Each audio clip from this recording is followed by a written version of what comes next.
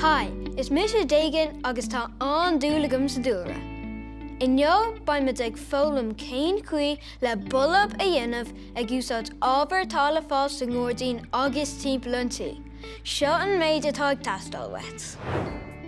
Ritsoga, Sisir, Murin, cnaipe, síalta fér, súla granmhara.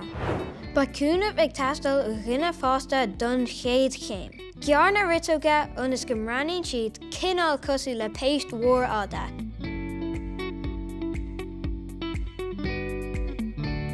Tóg slám Murin agus cur isteach an mabhla le rion síalta féire agus measc le chéile iad.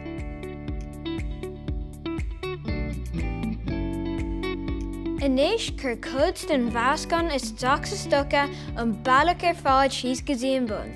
Tá chud seo cineálainn citeach agus an salach, mar sin tá méid chun mitóga a chathamh. Nuair a bhaid líróid bheag mar seo agat, cur snáim sa stocha.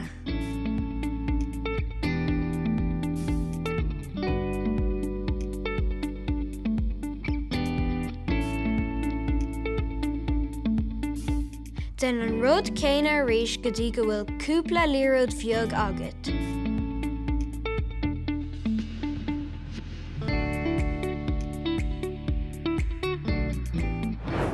Agus an bulb curtha le chéile agan tá sé an nám a chud grúige a ás. Cur phlád de mór é agus dúirt uisce ar an mulb. Cur mac faoin rion é agus tosóí an fér ag fás be an cúpla lá. Sin é bhaim sin jo, go dtí chéidir eile, slán go fóil.